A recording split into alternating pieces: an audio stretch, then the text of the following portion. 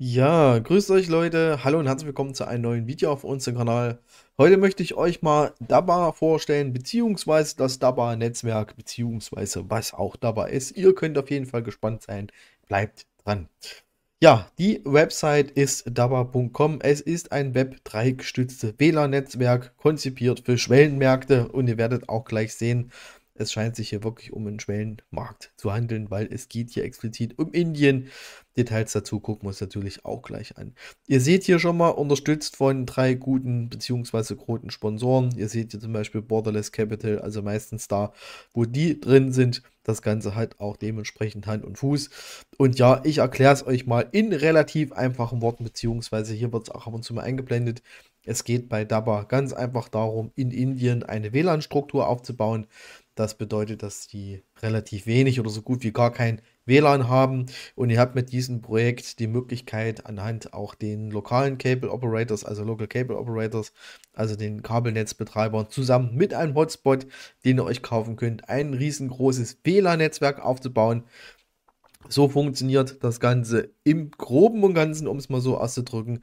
Das heißt, ihr kauft euch sozusagen einen DABA-Hotspot, ihr zahlt eine Gebühr von dem lokalen Netzbetreiber wird das aufgestellt und danach könnt ihr halt eben verdienen, je nachdem wie euer Hotspot angenommen wird, beziehungsweise wie halt eben die Kunden auch dementsprechend dafür bezahlen. Ja, ihr seht es hier nochmal, ist ein Greenfield-Markt getrieben von der Nachfrage. Ihr könnt halt eben den Hotspot bereitstellen und mit das Telekommunikationsimperium aufbauen. So jetzt das Ganze erstmal in der Theorie, in der Praxis sieht das natürlich so ähnlich aus. Es gibt einen DABA Explorer, den gucken wir uns natürlich auch gleich an. Erstmal würde ich sagen, gucken wir mal ganz kurz in die aktuellen Statistiken rein. Ja, weil aktuell sieht es so aus, dass insgesamt hier sind schon mal 5733 damals reserviert. Ihr seht ja auch nochmal den Verbrauch von dem Netzwerk und halt eben auch hier schon mal die erste Anzahl von Token Burning.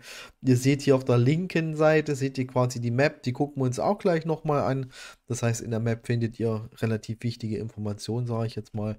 Ja, und hier steht nochmal die Schritt-für-Schritt-Anleitung, wie es funktioniert. Das heißt, ihr kauft euch so ein Dabba Lite, also ihr müsst natürlich nicht kaufen, ich stelle nur das Projekt jedes Mal vor, kennt ihr ja, kostet 199 $. Das heißt, ihr müsst dann die Onboarding-Gebühren dafür noch bezahlen, das heißt, da kommen nochmal 100 $ obendrauf. Das wir auch gleich drüber gesprochen haben. Ihr zahlt eure Onboarding-Gebühren beim LCO, also Local Cable Operator.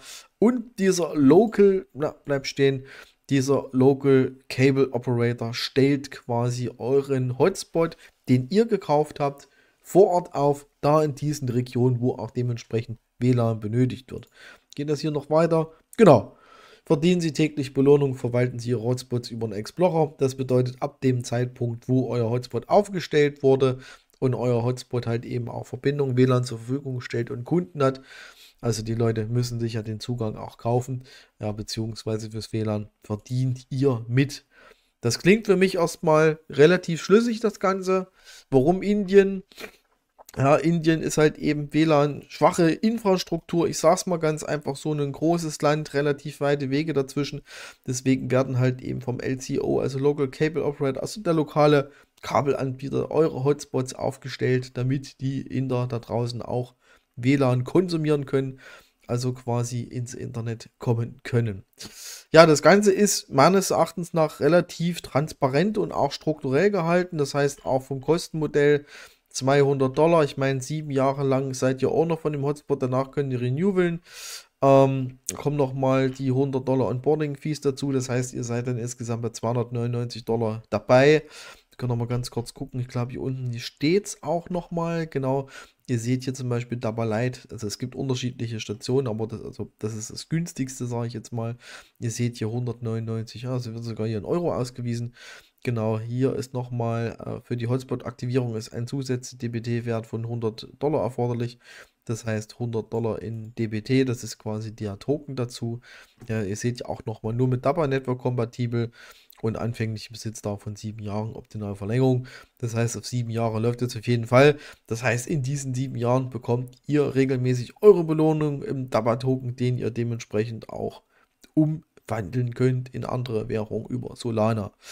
Ja, was bei rumkommt, kann ich euch aktuell noch nicht sagen. Nochmal ein kleiner Hinweis, das Thema ist auch schon mal in unserer Telegram-Community andiskutiert worden. Und es gibt auch einige Experten schon bei uns in der Community, was das Thema angeht.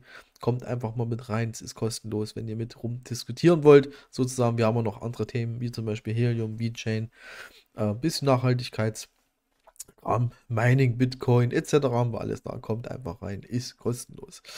Ja, hier seht ihr nochmal den Token, das gucken wir uns auch gleich nochmal etwas näher an. Und hier seht ihr nochmal dabei Nachrichten und ich hatte sie eben schon gelesen, dabei möchte halt eben 100.000 Hotspots irgendwann in Indien laufen haben, beziehungsweise gibt Bereitstellungen von 100.000 Deepin-Geräten statt. Ja, da bin ich mal gespannt, ob das halt eben auch so umgesetzt wird. Ich meine, die Seite DABA sagt halt eben auch, dass die Nachfrage da ist in Indien. Das heißt, dass hier auch dementsprechend das WLAN benötigt wird. Und ihr habt natürlich auch die Möglichkeit mit zu partizipieren. Das heißt, Hotspot kaufen, der wird lokal zur Verfügung gestellt. Ihr wisst dann auch, wo euer Hotspot steht und verdient jedes Mal mit, wenn jemand das WLAN benutzt, beziehungsweise ins Internet geht über euren Hotspot. Ja, es gibt ein sehr, sehr ausführliches White Paper dazu. Das sind wir jetzt gerade drin. Also das ist hier dementsprechend mit verlinkt. Hier oben auf der Seite könnt ihr zum Beispiel mal gucken, wenn ihr, wo habe ich gesehen, nicht Explorer anzeigen, zum Beispiel hier, überall habt ihr die Möglichkeit auf weitere Informationen. Da werdet ihr aufs White Paper quasi geworfen und das sieht halt eben dementsprechend so aus. Ihr seht es auch nochmal, das DABA-Netzwerk ermöglicht einen dezentralen Marktplatz, auf den Anbieter Konnektivität mit Menschen zusammengeführt werden. Das heißt im Grundprinzip, ich hatte es euch ja schon gesagt, die Inder brauchen quasi das Internet.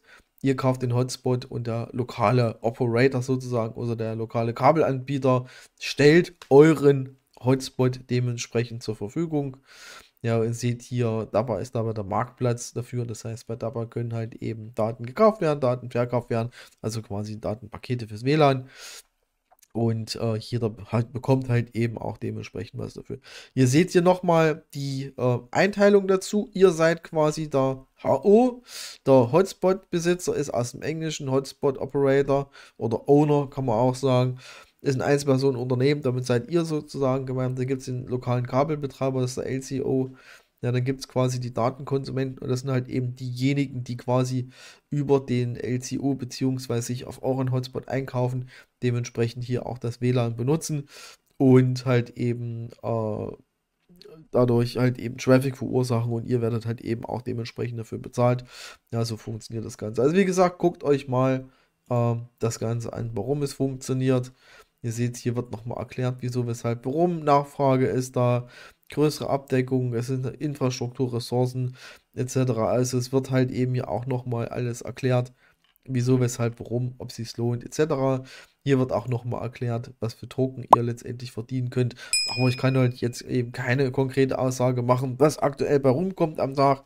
Ich habe schon einige Videos dazu gesehen und viele haben halt eben auch dementsprechend gesagt, dass sich das definitiv lohnt, die 200 oder beziehungsweise $300 zu investieren.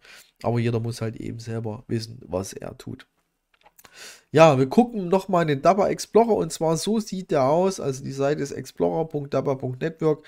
Hier könnt ihr so ein bisschen sehen, zum Beispiel, wo Hotspots quasi deployed sind in Indien. Ja, das heißt, ihr seht ihr dementsprechend hier, ihr seht hier, dass hier schon in der ersten Season 1000 von 1000 deployed wurden sozusagen. Jetzt sind wir in Season 2, hier sind 4733 von 10.000 Units schon mehr oder minder im Anmarsch, um es mal so auszudrücken. Ihr seht hier insgesamt sind 4042 Hotspots online gegangen. Ihr seht hier quasi nochmal die Burning Fees, hatte ich ja eben schon gesagt. Genau, ihr seht hier die Unique Connected Devices, das heißt, hier sind knapp 69.000 Geräte verbunden. Ihr seht hier quasi auch nochmal den Bandwidth consumed, also der Verbrauch. Wir haben hier über 4000 Terabyte. Das ist auch schon eine ganz schöne Hausnummer, aber auf so viele Hotspots gesehen, okay.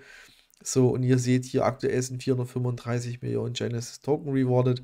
Das heißt, alle, die auch jetzt noch mitmachen, so mehr oder minder im Pre-Opening, ihr seht ja auch, es ist noch in der Alpha-Phase. Man nimmt halt eben auch dementsprechend ein bisschen mehr mit, sage ich jetzt mal. Und wie gesagt, das könnt ihr euch natürlich auch nochmal in Ruhe anschauen. Genau, ich hatte es eben schon mal die ganze Zeit erwähnt. Es gibt ja quasi die zwei unterschiedlichen Local Cable Operators, die LCOs, also quasi die Kabelnetzbetreiber, und ihr habt halt eben die Möglichkeit, euch entweder bei Swami, Wi-Fi euren Hotspot zu deployen oder direkt bei DABA Network. Das heißt, die zwei gibt es, hatte ich eben ja schon gesagt.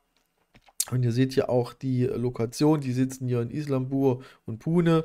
Und die anderen sitzen hier in Bengaluru. Ich hoffe, ich spreche das richtig aus. Indisch ist nicht so meine Muttersprache. Und ihr seht zum Beispiel hier bei Swami wird nochmal ein bisschen was erklärt. Gegründet 2002. Sind halt eben nur 10 Leute. Und hier wird halt eben ein bisschen was über die Firma erklärt. Wie viele Hotspots über die quasi schon deployed wurden. Ihr seht ja auch nochmal die ganzen Statistiken dazu, welcher Hotspot am besten performt, Top 10 Devices etc. Also ihr müsst euch dann entscheiden, bei welchen LCO ihr sozusagen euren Hotspot deployt bzw. hingebt sozusagen. Genau. Gucken wir noch mal. Also wie gesagt, guckt es euch alles mal in Ruhe an. Für mich klingt das schlüssig und ich werde bei Dabba auch einsteigen. Wahrscheinlich jetzt nicht mehr im Februar, aber halt eben auch demnächst. Von daher, für mich klingt das alles schlüssig. Mal gucken. Viele haben geschrieben, ja, es könnte das nächste Helium sein. Naja, als Helium sehe ich das ehrlich gesagt nicht. Aber eine WLAN-Infrastruktur aufzubauen, klingt für mich logischer, da wo es nämlich gebraucht wird in einigen Ländern. Ja, von daher macht das für mich durchaus Sinn. Ja, liebe Leute, Link dazu packe ich euch in die Videobeschreibung rein. Wie gesagt, bitte do and Research, das ist keine Finanzberatung oder Kaufempfehlung. Es ist auch kein Referral-Link und nichts drin. Jeder muss selber entscheiden, was er tut, ob er einsteigt oder nicht einsteigt. Das war's von mir, liebe Leute. Ich wünsche euch was. Bis die Tage. Bis später. Ciao.